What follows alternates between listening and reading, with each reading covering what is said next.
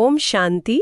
प्यारे रूहानी भाई बहनों, आज 7 फरवरी 2026 के हम बाबा के अनमोल मधुर महावाक्य सुनेंगे। ओम शांति।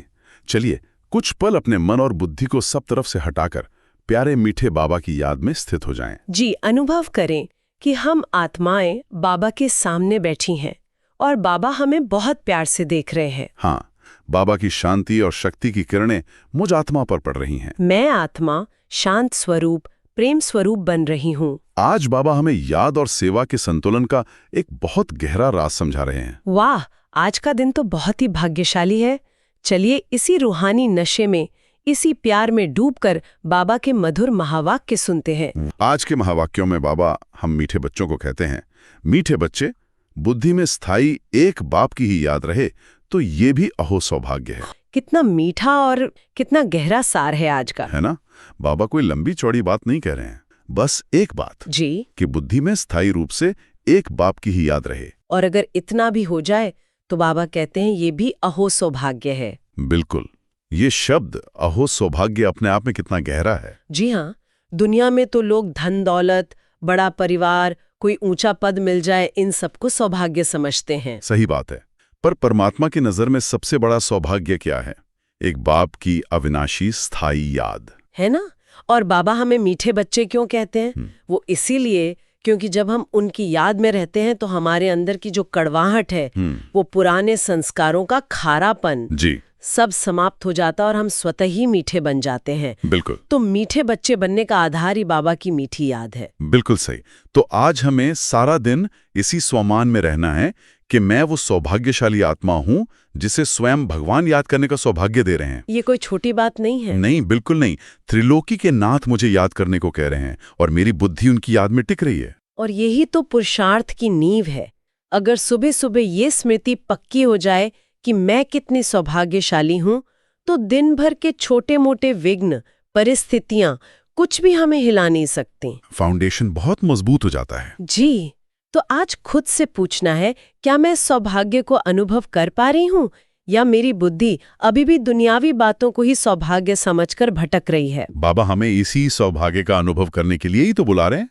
तो चलिए आज इस एक पॉइंट को अपनी बुद्धि में धारण कर लें कि एक बाप की स्थायी याद ही मेरा सबसे बड़ा सौभाग्य है। जी, इसी स्मृति में आगे के ज्ञान रत्नों को सुनते हैं। आज बाबा हम बच्चों से एक बहुत ही प्यारा और पुरुषार्थ से जुड़ा हुआ प्रश्न पूछते हैं। जी, बाबा हमारे अंदर सेवा का शौक जगाना चाहते हैं। हाँ, बाबा पूछते हैं, जिन बच्चों को सर्विस का शौक होगा उनकी निशानी क्या होगी? एक पल रुककर हम सब अपने आप से पूछें, क्या मुझे रूहानी सर्विस का शौक है? सिर्फ करता हूँ इसलिए नहीं, बल्कि अंदर से एक शौक है क्या? अगर हाँ, तो बाबा जो निशानियां बता रहे हैं, क्या वो मुझ में है? ये एक आईना है हमारे लिए। बिल्कुल, यह स्वयं की चेकिंग के लिए बहुत ही सुंदर प्रश्न है। जी, अब सुनते हैं कि बाबा इसका क्या सुंदर उत्तर देते हैं। बाबा उत्तर देते हैं, वो मुख से ज्ञान सुनाने बिगर रह नहीं सकते। वो रूहानी सेवा में अपनी हड्डी हड्डी स्वाहा कर देंगे। उन्हें रूहानी नॉलेज सुनाने में बहुत खुशी होगी, खुशी में ही नाचते रहेंगे। वो अपने से बड़ों का बहुत रिगार्ड रखेंगे, उनसे सीखते रहेंगे। वाह, बाबा ने कितनी स्पष्ट निशानियां बता दी हैं। पहली निशानी, ज्ञान सुनाए बिना रह नहीं सकते। जी, जैसे जिस बर्तन में पानी भरपूर होता है वो छलकने लगता है, वैसे ही जब आत्मा ज्ञान से, शक्तियों से भरपूर होती है तो वो ज्ञान बांटने के लिए अंदर से उछलती है। वो चुप नहीं बैठ सकती। बिल्कुल। और दूसरी निशानी कितनी शक्तिशाली है, हड्डी हड्डी स्वाहा कर देंगे। इसका अर्थ सिर्फ शारीरिक मेहनत नहीं है, है ना? नहीं नहीं, इसका गहरा अर्थ है अपने आराम, अपने सुख, अपनी मान शान की इच्छा, सब कुछ सेवा में स्वाहा कर देना। जैसे मिसाल देते हैं दधीची ऋषि का। जी, जिन्होंने अपनी हड्डियां तक दान कर दी। हाँ, ये है रूहानी सेवा का नशा और समर्पण। और इस सेवा का परिणाम थकावट या बोझ नहीं है। बाबा कहते हैं, उन्हें रूहानी नॉलेज सुनाने में बहुत खुशी होगी, खुशी में ही नाचते रहेंगे। मतलब सेवा एक उत्सव बन जाता है, एक डांस बन जाता है। यही तो चेकिंग है। क्या हमारी सेवा ऐसी है या हम सेवा करके थक जाते हैं, बोझ महसूस करते हैं? ये चेकिंग का पॉइंट है। और आखिरी निशानी जो बहुत महत्वपूर्ण है, अपने से बड़ों का बहुत रिगार्ड रखेंगे, उनसे सीखते रहेंगे। जी, यानी सेवा में कभी देह अभिमान नहीं आएगा। कभी नहीं। जो भी सेवा में निमित्त हैं, अनुभवी हैं, उनका आदर करना, उनसे निरंतर सीखते रहना, यह सच्ची सेवाधारी की निशानी है, जो हमेशा निरहंकारी और सीखने की भावना में रहता है। पन की भावना, सेवा में खुशी और निरहंकारिता। जी, इन गुणों को धारण करने का आज हम विशेष पुरुषार्थ करें। जी, चलिए अब बाबा के ज्ञान सागर में और गहरी डुबकियां लगाते हैं। जी। बाबा आज हमें मधुबन की समीपता और दूर रहने के अनुभव का अंतर बहुत प्यार से समझा रहे हैं। बाबा कहते हैं, यहाँ तुम बच्चे बैठे हो, तुम जानते हो, अभी बेहद का बापदादा आया कि आया। ये अवस्था जो तुम्हारी यहाँ रहती है, वो बाहर सेंटर पर तो रह ना सके। यहाँ तुम समझेंगे बापदादा आया कि आया, बाहर सेंटर पर समझेंगे बाबा की बजाई हुई मुरली आई कि आई। वाह, कितना सुंदर और सूक्ष्म अंतर बाबा बता रहे हैं, है ना? मधुबन में जब हम बाबा के सम्मुख बैठे होते हैं तो एक जीवित उपस्थिति का अनुभव होता है, एक मीठा इंतजार रहता है, एक लगन रहती है कि बस बाबा अभी आए। वो बाप दादा की मौजूदगी का वाइब्रेशन ही अलग होता है। और सेंटर्स पर या घरों में हम बाबा के ज्ञान का यानी मुरली का इंतजार करते हैं। मुरली भी बाबा का ही स्वरूप है, उसमें कोई शंका नहीं। जी, लेकिन वो जो सम्मुखता का नशा है, हाँ, वो जो डायरेक्ट नजर मिलने का अनुभव है, वो एकदम अनोखा है। बाबा हमें उस सम्मुखता की वैल्यू करा रहे हैं। तो इसका पुरुषार्थ क्या है? पुरुषार्थ ये है कि हम चाहे कहीं भी बैठे हों, अपनी बुद्धि को इतना एकाग्र करें, अपनी अवस्था को इतना शक्तिशाली बनाएं कि हमें दूरी का एहसास ही ना हो। हम बुद्धि से अनुभव करें कि मैं बाबा के सामने मधुबन में ही बैठी हूँ। बिल्कुल। अब बाबा हमारी एक बहुत ही आम कमजोरी पर हमारा ध्यान खिंचवा रहे हैं, और वो है बुद्धि का भटकना। बाबा कहते हैं, कईयों का बुद्धि योग तो और तरफ भटकता रहता है। कोई को पति याद आएगा, कोई को संबंधी याद आएंगे। बुद्धि योग एक गुरु के साथ भी टिकता नहीं है। कोई विरला होगा जो स्वामी की याद में बैठा होगा। यहाँ भी ऐसे हैं। ऐसे नहीं, सब शिव बाबा की याद में रहते हैं। बुद्धि कहाँ न कहाँ दौड़ती रहती हैं। कितनी यथार्थ और सच्ची बात बाबा कह रहे हैं। जी, बाबा कोई आदर्श स्थिति की बात नहीं कर रहे, बल्कि जो असलियत है वो हमें बता रहे हैं। बिल्कुल। हम क्लास में शरीर से तो बैठे होते हैं, लेकिन बुद्धि सेकंड में दुनिया की यात्रा करके आ जाती है। घर गृहस्थी, बच्चे, नौकरी, समस्याएं, सब कुछ याद आने लगता है। और बाबा कहते हैं यहाँ मधुबन में भी ऐसा होता है। जी, इससे हमें दिल शिकस्त नहीं होना है, बल्कि जागरूक होना है। हाँ, और फिर बाबा कहते हैं कि कोई विरला ही होगा जिसका योग टिका रहता है। तो हमें उस विरले की लिस्ट में आने का तीव्र पुरुषार्थ करना है। हमें साधारण पुरुषार्थी बनकर नहीं रहना है। बिल्कुल। और जब हम उस विरले की लिस्ट में आ जाते हैं तो उसका फल क्या मिलता है? बाबा फिर से हमें याद दिलाते हैं। बाबा कहते हैं, सारा समय एक ही शिव बाबा की याद में रहें, फिर तो अहो सौभाग्य। स्थायी याद में कोई विरला रहते हैं। देखिए, फिर से वही शब्द, अहो सौभाग्य। जी, बाबा बार बार हमें हमारे सबसे बड़े भाग्य की याद दिला रहे हैं। सारा दिन हर कर्म करते हुए अगर बुद्धि एक शिव बाबा की याद में टिकी रहे तो हम कितने बड़े भाग्य के मालिक बन सकते हैं। ये पुरुषार्थ हमें स्वयं करना होगा, है ना? स्वयं ही करना होगा। अपनी बुद्धि को प्यार से खींचकर बार बार बाबा में लगाना होगा। अब बाबा ज्ञान की धारणा पर एक बहुत ही गहरा रहस्य हमें समझा रहे हैं, जो हम सबके लिए एक चेतावनी भी है। जी, बाबा कहते हैं, एक दो बारी मुरली सुनी, धारणा नहीं हुई तो फिर वो आदत पक्की होती जाएगी। फिर कितना भी सुलता रहेगा, धारणा नहीं होगी। किसको सुना नहीं सकेंगे। जिसको धारणा होगी उनको फिर सर्विस का शौक होगा। ये बहुत बहुत गहरी बात है। बहुत गहरी। बाबा कह रहे हैं कि अगर हम सिर्फ ज्ञान सुनते हैं, कानों से सुना और निकाल दिया, लेकिन उसे अपने जीवन में, अपने कर्म में, अपने संस्कार में नहीं उतारा, यानी धारण नहीं किया, तो धीरे धीरे ये हमारी आदत बन जाएगी। फिर हम रोज मुरली सुनेंगे, शायद सुनाएंगे भी, लेकिन हमारे अंदर कोई परिवर्तन नहीं आएगा। सब बह जाएगा। सही बात है। वैसे ही अगर धारणा करने का यानी सुने हुए ज्ञान को अमल में लाने का पुरुषार्थ नहीं है तो ज्ञान बुद्धि में टिकेगा नहीं। और जब अंदर खजाना ही नहीं होगा तो हम दूसरों को क्या देंगे? किसी को सुना नहीं सकेंगे। और फिर देखिए, बाबा ने इसका सीधा कनेक्शन सेवा से जोड़ दिया। जी, बाबा कहते हैं जिसे धारणा होगी उसे ही सेवा का शौक चढ़ेगा। क्यों? क्योंकि उसके पास बांटने के लिए खजाना जमा हो गया है। वो अंदर से भरपूर, शक्तिशाली महसूस करेगा और फिर वो उछलेगा कि मैं जाके ये अनमोल ज्ञान धन औरों को भी दूं। तो आज हमें गहराई से खुद को चेक करना है, क्या मैं सिर्फ एक अच्छा श्रोता हूं या एक अच्छा धारणा मूर्त भी हूं? क्या मैं हर रोज बाबा की मुरली से कम 1 पॉइंट धारण करके उसे सारा दिन अभ्यास में लाने का पुरुषार्थ करती हूँ? क्योंकि धारणा ही सफलता की चाबी है। अब बाबा हमें सृष्टि चक्र के विशाल ज्ञान की तरफ ले जा रहे हैं और आत्मा की 84 जन्मों की यात्रा को बहुत सहज रीति से समझा रहे हैं। जी, बाबा कहते हैं पहले पहले आत्माएं सतो प्रधान से उतरती हैं, फिर सतो रजो तमो की स्टेज होती है। सतो से रजो में आते हैं तो ऐसे नहीं फट से आ जाते हैं, धीरे धीरे उतरेंगे। तमो प्रधान में भी धीरे धीरे सीढ़ी उतरते जाते हो, कला कम होती जाती है, दिन प्रतिदिन कम होती जाती हैं। वाह, बाबा हमें हमारी पूरी आत्म कहानी कुछ ही सेकंड में सुना रहे हैं, है ना?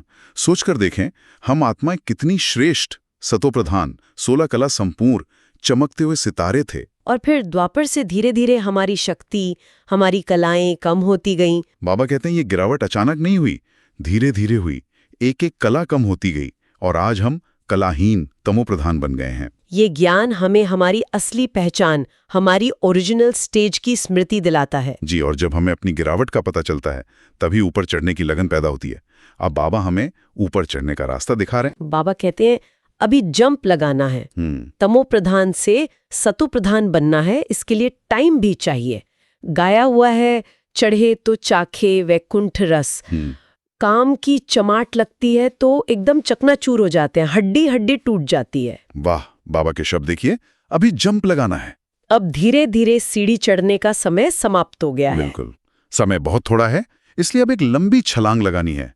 कहां से कहां तक? तमो प्रधान से सीधा सतो प्रधान बनने की। जी, इसके लिए तीव्र पुरुषार्थ चाहिए, ढीलापन अब नहीं चलेगा। और इस ऊंची चढ़ाई में जो सबसे बड़ा विघ्न है, जो हमें नीचे गिराता है, वो है विकार। हाँ, बाबा विशेष रूप से काम विकार की बात करते हैं।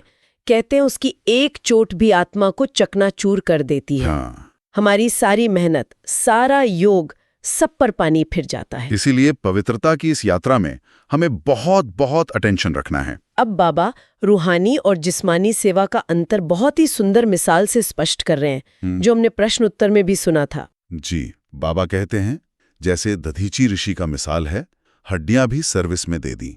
अपने शरीर का भी ख्याल न कर, सारा दिन सर्विस में रहना, उनको कहा जाता है सर्विस में हड्डियां देना। एक है जिस्मानी हड्डी सर्विस, दूसरी है रूहानी हड्डी सर्विस।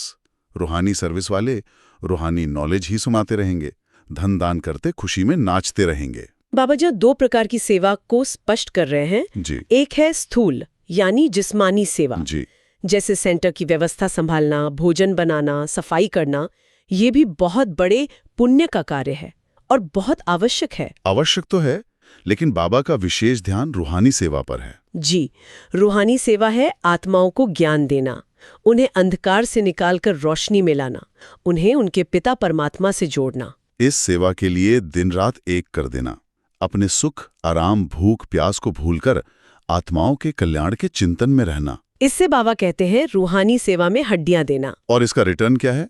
थकावट नहीं, बल्कि खुशी में नाचना। वाह, बाबा आगे और भी स्पष्ट करते हैं। बाबा कहते हैं दुनिया में मनुष्य जो सर्विस करते हैं वो सब है जिस्मानी। शास्त्र सुनाते हैं वो कोई रूहानी सर्विस तो नहीं है। रूहानी सर्विस तो सिर्फ बाप ही आकर सिखलाते हैं। स्पिरिचुअल बाप ही आकर स्पिरिचुअल बच्चों, आत्माओं को पढ़ाते हैं। ये बहुत गहरी बात है समझने की। बहुत। दुनिया में भी लोग बहुत सेवा करते हैं, दान पुण्य करते हैं, शास्त्र सुनाते हैं, लेकिन बाबा कहते हैं वो रूहानी सेवा नहीं है। क्यों?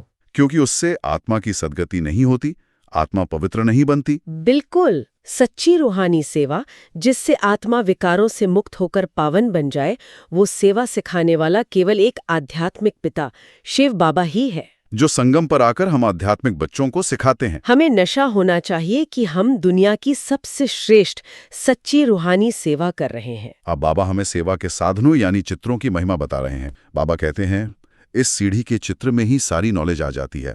बाप कहते हैं ये अंतिम जन्म पवित्र बनो तो पवित्र दुनिया के मालिक बनोगे। तुम्हें समझाना ऐसा है जो मनुष्यों को पता पड़े कि हम सतो प्रधान से तमो प्रधान बने हैं, फिर याद की यात्रा से ही सतो प्रधान बनेंगे। देखेंगे तो बुद्धि चलेगी। ये नॉलेज कोई के पास नहीं है। बाबा सीढ़ी के चित्र को कितना महत्व दे रहे हैं। हाँ, कह रहे हैं कि सारी नॉलेज, 84 जन्मों का पूरा रहस्य इस एक चित्र में समाया हुआ है। ये चित्र आत्मा की पूरी बायोग्राफी बता देता है कि हम कैसे गिरे और अब याद की यात्रा से कैसे चढ़ना है। जी हाँ, ये चित्र हमारे मूक सेवाधारी हैं। अगर कोई आत्मा बहुत तर्क करने वाली है, हम उसे कुछ शब्द भी ना कहें, सिर्फ सीढ़ी का चित्र दिखाकर पूछें कि आप इसमें कहाँ हैं, तो भी उसकी बुद्धि में तुरंत ये बात बैठ जाएगी कि हम पहले देवता थे और अब पतित बने हैं। और फिर ऊपर चढ़ने का रास्ता भी इसी में दिखाया है, याद की यात्रा। ये ज्ञान दुनिया में किसी भी शास्त्र या गुरु के पास नहीं है। अब बाबा भविष्य की नई दुनिया का एक बहुत ही सुंदर चित्र हमारे सामने खींच रहे हैं। और इसमें साइंस की क्या भूमिका होगी, इस पर भी प्रकाश डाल रहे हैं। बाबा कहते हैं यह साइंस फिर वहां काम में आएगी। यहाँ सीखने वाले फिर दूसरा जन्म वहां ले यह काम में लाएंगे। उस समय तो सारी दुनिया नई हो जाती है, रावण राज्य खत्म हो जाता है, 5 तत्व भी कायदे मुजीब सर्विस में रहते हैं, स्वर्ग बन जाता है। कितनी अद्भुत और आशावादी बात है ना? आज की जो साइंस विनाश के लिए एटम बम बना रही है, वही साइंस स्वर्ग में हमारे सुख के साधन, सुंदर विमान और महल बनाने के काम आएगी। यहाँ जो अच्छे सात्विक बुद्धि वाले वैज्ञानिक हैं, वही आत्माएं सतयुग में जाकर अपनी उस स्किल को सुख के लिए प्रयोग करेंगी। जी, और सबसे बड़ी बात, प्रकृति भी हमारी दासी होगी। 5 तत्व जो आज उपद्रव करते हैं, बाढ़ भूकंप लाते हैं, वो सतयुग में कायदे मुजीब हमारी सर्विस में रहेंगे। कोई प्राकृतिक आपदा नहीं होगी। क्यों? क्योंकि वहां रावण राज्य ही नहीं है। वाह! बाबा हमें उस सुंदर दुनिया की स्मृति दिलाकर हमारे पुरुषार्थ में उमंग उत्साह भर रहे हैं। जी, तो आज के इन अनमोल महावाक्यों से अपने जीवन में धारण करने के लिए मुख्य सार को सुनते हैं और उस पर चिंतन करते हैं। जी, बाबा कहते हैं धारणा के लिए पहला पॉइंट है सदा रूहानी सर्विस में तत्पर रहना है, ज्ञान धन दान करके खुशी में नाचना है, खुद धारण कर औरों को धारण करानी है। बहुत सुंदर। इसमें 3 बातें हैं। पहली, सदा तत्पर रहना है, यानी सेवा के लिए हमेशा तैयार, कोई बहाना नहीं, कोई आलस्य नहीं। जब भी मौका मिले हमें आगे बढ़कर सेवा करनी है। और दूसरी बात, खुशी में नाचना है, सेवा को बोझ समझकर या मजबूरी में नहीं करना है। ये हमारा सौभाग्य है, इसे उत्सव की तरह खुशी से नाचते गाते हुए करना है। हमारी खुशी को देखकर ही दूसरी आत्माएं आकर्षित होंगी, है ना? बिल्कुल। और तीसरी और सबसे महत्वपूर्ण बात, खुद धारण कर औरों को धारणा करानी है। पहले ज्ञान को अपने जीवन में लाना है। हाँ, जब हम स्वयं उस ज्ञान का स्वरूप बनेंगे, तब हमारी वाणी में वो शक्ति आएगी जो दूसरों को भी धारणा करा सकेगी। अब धारणा के लिए दूसरा पॉइंट है, बाप जो ज्ञान का खजाना देते हैं उससे अपनी झोली भरनी है, नोट्स लेने हैं, फिर टॉपिक पर समझाना है, ज्ञान धन का दान करने के लिए उछलते रहना है। वाह बाबा, हम एक बहुत अच्छा और होशियार स्टूडेंट बनने की प्रेरणा दे रहे हैं। जी, कहते हैं पहले अपनी झोली ज्ञान रत्नों से भरपूर करो। जब क्लास में बैठो तो बहुत ध्यान से सुनो, मुख्य पॉइंट्स के नोट्स बनाओ। जी, जब हमारी अपनी झोली भरी होगी तभी तो हम किसी को दान कर पाएंगे। खाली बर्तन से क्या दान करेंगे? और फिर बाबा कहते हैं जब झोली भर जाए तो उसे अपने तक सीमित नहीं रखना है, उछलते रहना है दान करने के लिए। अंदर में वो तड़प हो, वो उमंग हो कि अनमोल खजाना में हर आत्मा तक पहुंचाऊं। अब सुनते हैं हम बच्चों के लिए आज प्यारे मीठे बाबा का मधुर वरदान। आज का वरदान है सत्यता की महानता द्वारा सदा खुशी के झूले में झूलने वाले अथॉरिटी स्वरूप भव। वाह, बाबा हमें मालिक बना रहे हैं। अब बाबा इसका रहस्य समझाते हैं। बाबा कहते हैं सत्य की नाव हिलेगी लेकिन डूब नहीं सकती। आपको भी कोई कितना भी हिलाने की कोशिश करे, लेकिन आप सत्यता की महानता से और ही खुशी के झूले में झूलते हो। वो आपको नहीं हिलाते, लेकिन झूले को हिलाते हैं। ये हिलाना नहीं लेकिन झुलाना है। इसलिए आप उन्हें धन्यवाद दो कि आप झुलाओ और हम बाप के साथ झूलें। इतना प्यारा और शक्तिशाली वरदान है। बहुत। बाबा हमें पहले से ही बता रहे हैं कि जब आप सच्चाई के रास्ते पर चलेंगे तो परिस्थितियां आपको हिलाने के लिए आएंगी। लोग आपका विरोध करेंगे, आपको गलत समझेंगे। जी, लेकिन आपको घबराना नहीं है, क्योंकि आप सत्य की नाव पर सवार हैं, जो हिल सकती है पर डूब नहीं सकती। और बाबा तो मतलब पर्सपेक्टिव ही बदल देते हैं। कहते वो आपको हिला नहीं रहे बल्कि आपको खुशी के झूले में झुला रहे हैं। जैसे कोई झूले को धक्का देता है तो झूला और ऊंचा जाता है और मजा आता है। वाह! वैसे ही जब कोई परिस्थिति आती है तो हमें डरना नहीं, बल्कि बाबा के साथ उस झूले का आनंद लेना है। ये है सत्यता की अथॉरिटी। तो आज दिन भर इस वरदान को अपनी बुद्धि में रखना है। कोई भी बात आए, कोई व्यक्ति कुछ कहे, तो अंदर में मुस्कुराना है और सोचना है, धन्यवाद, आप मुझे हिला नहीं रहे, बल्कि मेरे प्यारे बाबा के साथ मुझे खुशी के झूले में झुला रहे हैं। मैं अथॉरिटी स्वरूप आत्मा हूँ। और आज का स्लोगन है, सर्व शक्तियों की लाइट सदा साथ रहे तो माया समीप नहीं आ सकती। बहुत ही शक्तिशाली स्लोगन है ये, एक सुरक्षा कवच की तरह। जी, जैसे जहां बहुत तेज प्रकाश होता है वहां अंधकार या कोई कीटाणु आ नहीं सकता, बिल्कुल। वैसे ही अगर हम आत्मा अपने चारों ओर सर्व शक्तियों की लाइट का एक पावरफुल ऑरा बना के रखें तो माया रूपी अंधकार हमारे पास फटक भी नहीं सकता। जी हाँ, जब भी मन में कोई व्यर्थ संकल्प आए, किसी से बात करते हुए नेगेटिविटी महसूस हो या ट्रैफिक कंट्रोल के समय, बस 1 सेकंड के लिए स्लोगन को याद कर लें और अनुभव करें कि मैं आत्मा लाइट का पुंज हूं, शांति की शक्ति, प्रेम की शक्ति, पवित्रता की शक्ति, सब शक्तियां मेरे साथ हैं। तो माया स्वतः ही भाग जाएगी। वाह! अब सुनते हैं बाप दादा के अव्यक्त इशारे जो हमें एकता की शक्ति का महत्व बहुत गहराई से समझा रहे हैं। जी, बाप दादा इशारा देते हैं, एकता और विश्वास की विशेषता द्वारा सफलता संपन्न बनो। बाबा कहते हैं, एकता, स्वच्छता, महीनता, मधुरता और मन, वाणी, कर्म में महानता, ये 5 बातें एक एक के हर कदम से नजर आएं तो बाप की प्रत्यक्षता सहज हो जाएगी। अभी तक संस्कारों में जो भिन्नता दिखाई देती है उसे एकता में लाना है। वाह, बाबा ने प्रत्यक्षता का कितना सहज और सुंदर साधन बता दिया, है ना? हमें कोई बड़े बड़े चमत्कार नहीं करने हैं, नहीं, बस ये 5 गुण अपने जीवन में लाने हैं। एकता, स्वच्छता, मन की और तन की, महीनता यानी सूक्ष्मता, मधुरता और हर कर्म में महानता। और अगर ये गुण हम सभी ब्राह्मण आत्माओं के हर कर्म से दिखाई दें तो दुनिया खुद ही चिल्लाकर कहेगी कि इनका पिता निश्चय ही परमात्मा है। जी, और बाबा विशेष अटेंशन एकता पर दिला रहे हैं। हाँ, जो हम आपस में संस्कारों का टकराव करते हैं, मेरी बात सही तेरी गलत, इस भिन्नता को समाप्त करके एक मत होना है। यही हमारी सबसे बड़ी शक्ति है। और फिर बाबा एकता को स्थापित करने की बहुत सुंदर विधि भी बताते हैं। जी, बाबा कहते हैं, एकता के लिए 1-2 की राय को रिगार्ड दो, हाँ जी करके अपना विचार अवश्य दो, फिर एकता के बंधन में बन जाओ। यही एकता सफलता का साधन है। कितनी सुंदर और प्रैक्टिकल विधि है। बहुत प्रैक्टिकल। जब कोई अपनी राय दे तो उसे तुरंत काटना नहीं है, पहले हाँ जी कहकर उनकी राय को सम्मान देना है, रिगार्ड देना है। फिर बहुत नम्रता से अपना विचार रखना है और अंत में जो भी सर्व की सम्मति हो उसे दिल से स्वीकार कर एकता के बंधन में बन जाना है। यही एकता हमें हर सेवा में सफलता दिलाएगी। चलिए अब आज के ज्ञान रत्नों के आधार पर कुछ शक्तिशाली स्वमानों का अभ्यास करते हैं।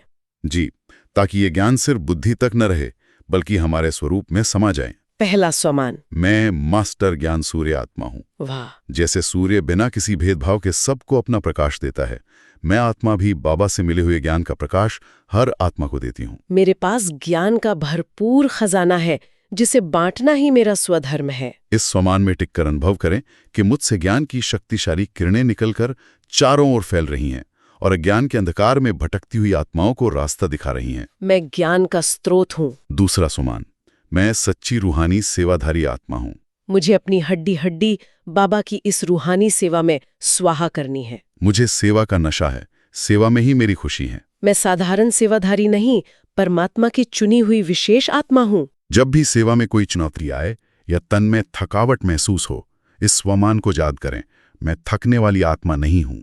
सेवा ही मेरा खुराक है, सेवा ही मेरा श्रृंगार है, इससे आपको अपार शक्ति मिलेगी। तीसरा स्वमान, मैं सत्यता की अथॉरिटी स्वरूप आत्मा हूँ। मैं सत्य बाप की सत्य संतान हूँ। सत्यता ही मेरा सबसे बड़ा कवच है।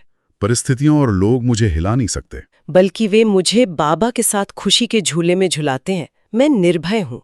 इस स्वमान का अनुभव करें, जब कोई आपकी बात ना माने या आपको गलत समझे, अंदर से शांत और अचल रहें, अपनी सत्यता की अथॉरिटी में स्थित रहें। याद रखें, सत्य की नाव कभी डूब नहीं सकती। चौथा स्वमान, मैं एक बाप की स्थायी याद में रहने वाली अहो सौभाग्यशाली आत्मा हूँ। मेरा सबसे बड़ा सौभाग्य धन, दौलत या पद नहीं, बल्कि एक बाप की मीठी और स्थायी याद है। मैं इस परम सौभाग्य के नशे में, इसी खुशी में सदा रहती हूँ। जब भी बुद्धि दुनियावी बातों में भटके या किसी बात को लेकर चिंता हो, इस स्वमान से उसे वापस बाबा की याद में ले आएं। मैं दुनिया के सबसे भाग्यवान आत्मा हूँ। मेरा काम है सिर्फ एक बाबा को याद करना और खुश रहना। और पांचवा स्वमान, मैं सर्वशक्तियों की लाइट से संपन्न आत्मा हूँ। मैं एक शक्तिशाली प्रकाश का गोला हूँ। शांति की शक्ति, प्रेम की शक्ति, पवित्रता की शक्ति, सहन शक्ति। सभी शक्तियां मेरे अंदर समाई हुई हैं। माया मेरे इस प्रकाश के गोले के पास भी नहीं आ सकती। इस स्वमान को अपना सुरक्षा कवच बना लें। दिन में कई बार 1 मिनट के लिए रुककर अभ्यास करें कि मैं सर्वशक्तियों की लाइट से भरपूर एक जगमगाता हुआ सितारा हूं। ये आपको हर प्रकार की नेगेटिविटी से सुरक्षित रखेगा। तो प्यारे रूहानी भाई बहनों, आज बाबा ने हमें हमारे सबसे बड़े सौभाग्य की बहुत गहराई से याद दिलाई, एक बाप की स्थायी याद। जी, यही याद हमारे सारे पुरुषार्थ का, हमारी सारी खुशियों का आधार है। और जब हम इस याद के खजाने से भरपूर होते हैं, तभी हम सच्ची रूहानी सेवा कर पाते हैं। वो सेवा जो हमें थकाती नहीं बल्कि खुशी में नचाती है।